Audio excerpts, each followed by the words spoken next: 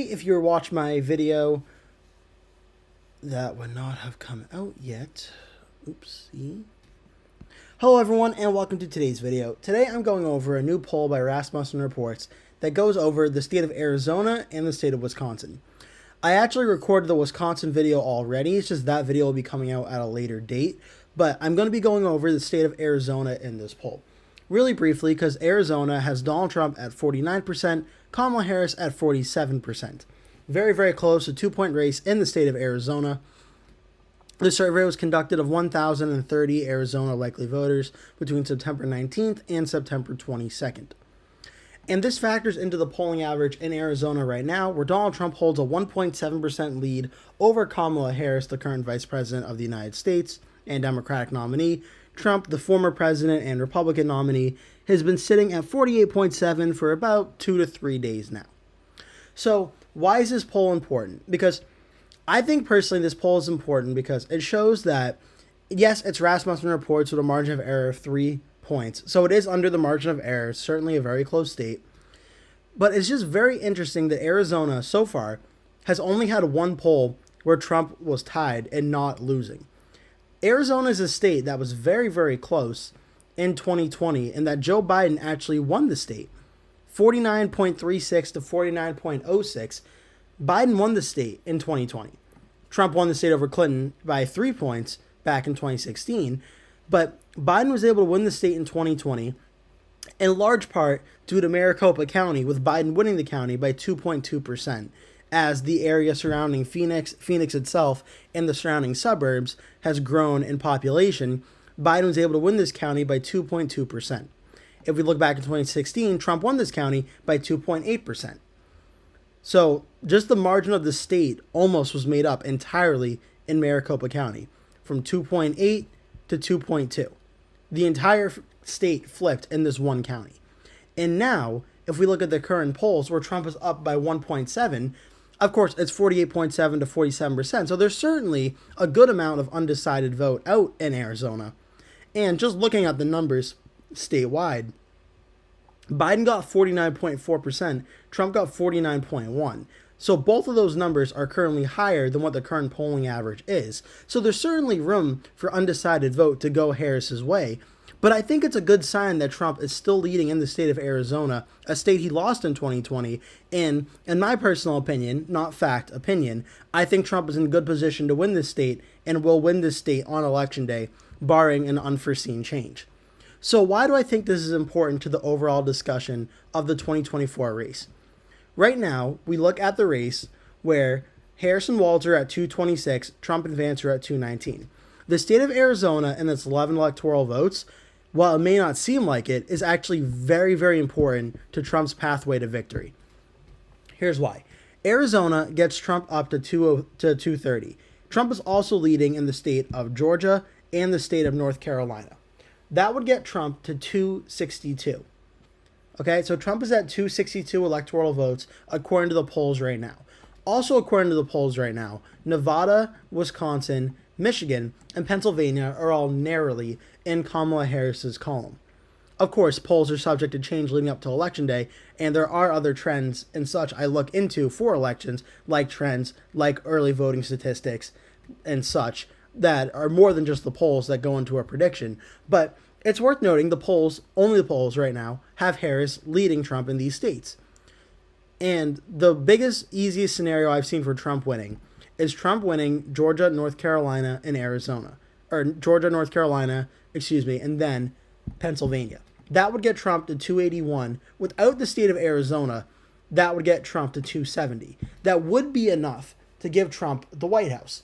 But what if the polls are correct and Harris wins the state of Pennsylvania? Well, then what? What I did in one of my prior videos is showed you with Arizona, that gets 262. Trump could win the state of Wisconsin and win the presidential election by holding Arizona. If Kamala Harris wins the state of Arizona, that path is no longer viable for Trump because 10 electoral votes from Wisconsin, while they're good, they don't get Trump to 270 because the 11 from Arizona negates the 10 from Wisconsin, still giving Kamala Harris the victory. So if Trump loses Arizona, it actually might cut off one of his plausible paths to victory. Because there's a very real possibility on election night Trump won't win Pennsylvania because it's very, very close right now. I personally think, in my own opinion, Trump will win Pennsylvania, but the polls certainly disagree with me on that right now.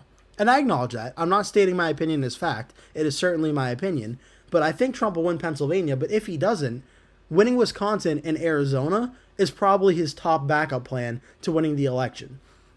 Because throughout its history, Michigan has been the more Democratic of the three: Pennsylvania, Wisconsin, Michigan.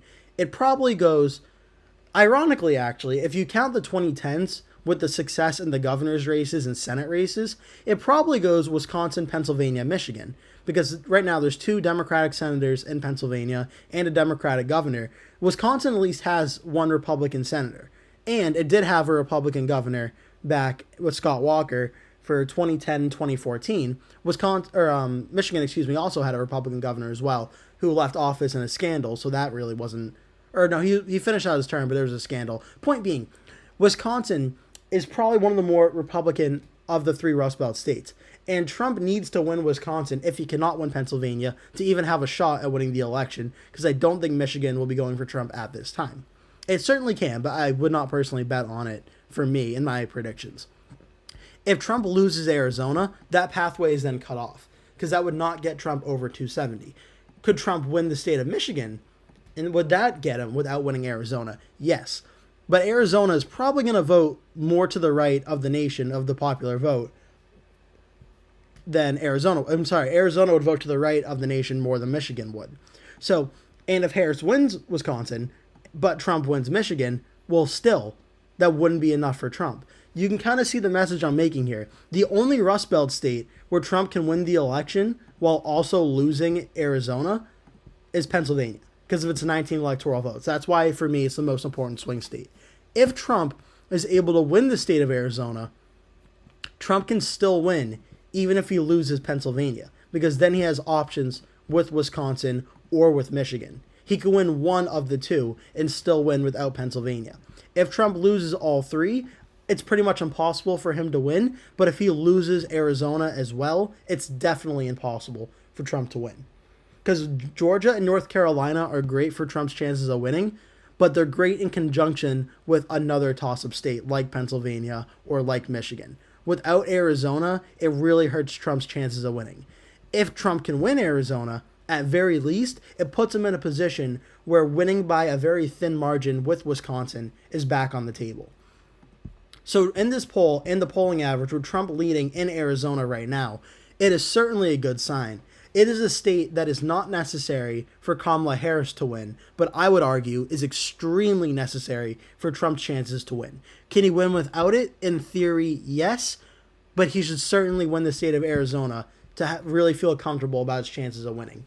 Because if he does not win Arizona, then just a few thousands of votes in Pennsylvania may decide whether Trump or Harris is the next president of the United States. That will do it for today's video. Thank you so much for watching. If you enjoyed the video, please remember to give it a like. And if you really liked it, please remember to click the subscribe button. And make sure you turn post notifications on so you always get notified when I post a new video. That way you never miss one. Also, please remember to share this video with your friends and family if you really, really, really like the video. And remember to stay tuned, because I'll be posting at least one video every single day leading up until Election Day. So I'd really appreciate it if you keep coming back and watching those videos. Thank you so much for watching, and I hope to see you in a future video.